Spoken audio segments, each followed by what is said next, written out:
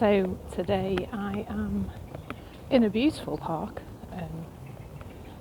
in London, actually. What's the name of the... Is it Kensington Park? I think that's where I am.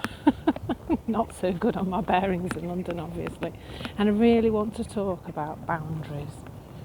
Had a really interesting experience recently where I had made arrangements to spend time with somebody, and you know how you do, like the night before you just think, oh, I better just check that they're coming, and drop them a message. And they replied to say they couldn't make it at the time we'd assigned, and that they wouldn't, that, you know, then they proceeded to suggest all sorts of different times. And I think if I had really pushed hard, I probably could have made it to one of those times. But I really got a sense of a no from me, like to actually what I wanted to do this morning was to spend time actually walking and looking after myself and doing all the things that were, you know, on my list of priorities, and I didn't really have the capacity. I just didn't want to.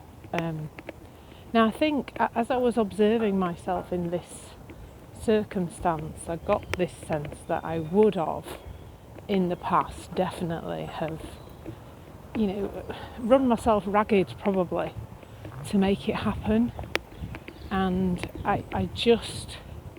it felt very clear to say no. And there was no, like, I guess sometimes I'd say no from, oh my God, you know, what's wrong with people? You know, I would have got all caught up and ranty. And this time it wasn't like that. It was just, I was just really calm. And it just made sense that from that place, this was not a level of inconvenience that I wished to go to and that was going to work in my day, if you see what I mean.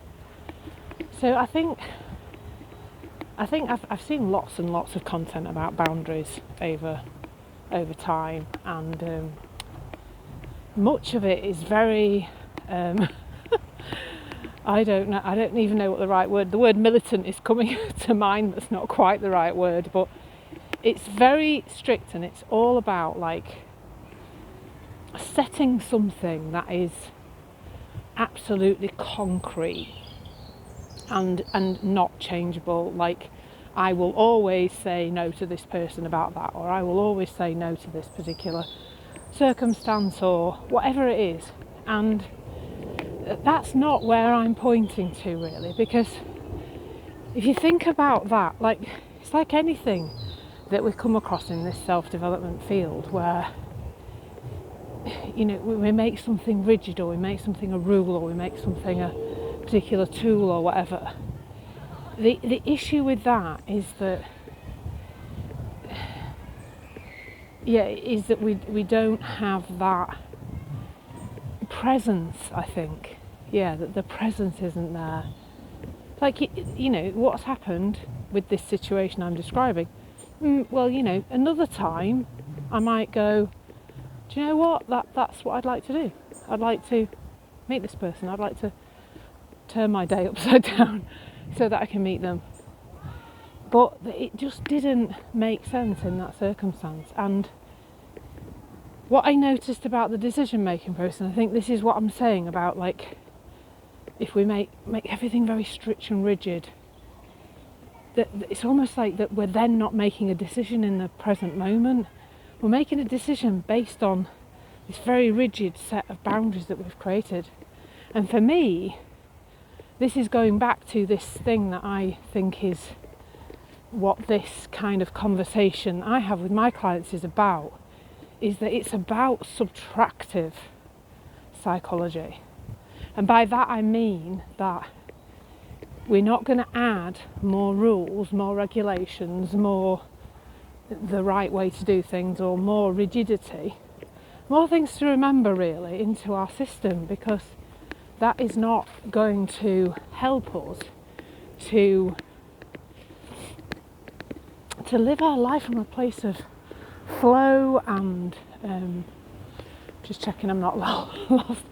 A place of flow, a place of presence, a place of connection to the body. So this is the other thing that is really key for me in boundaries is that when we're making, I think a lot of people make, or we're encouraged really, almost to make a decision about boundaries from a place of anger and upset.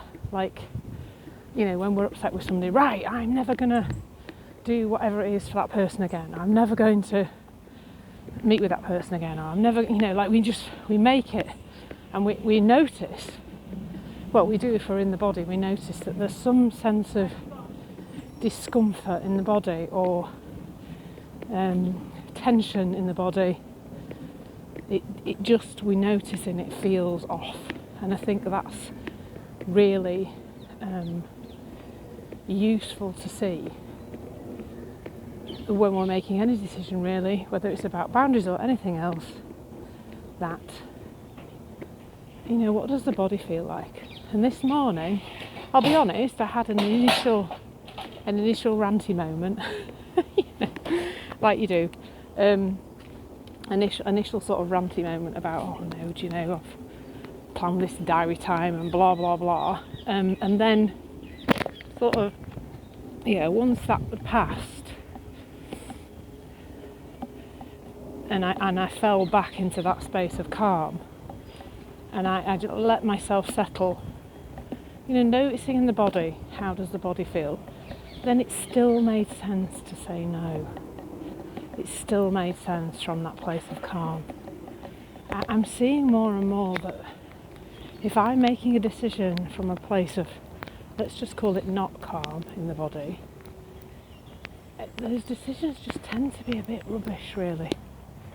And they tend to then do things that are, you know, say things, act in a way that isn't really particularly healthy for me or the other person involved.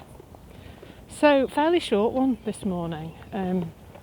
It's a subject really close to my heart. I think it's overcomplicated so often, but I think for me it's really simple. Is that when we are calm, when we're in a place of connectedness with the other, when we're not in this pent up separation feeling, sometimes it still makes sense to say no to people, and that's okay, really. Anyway, that's me for today. Hope you found that helpful. Take care, lots of love.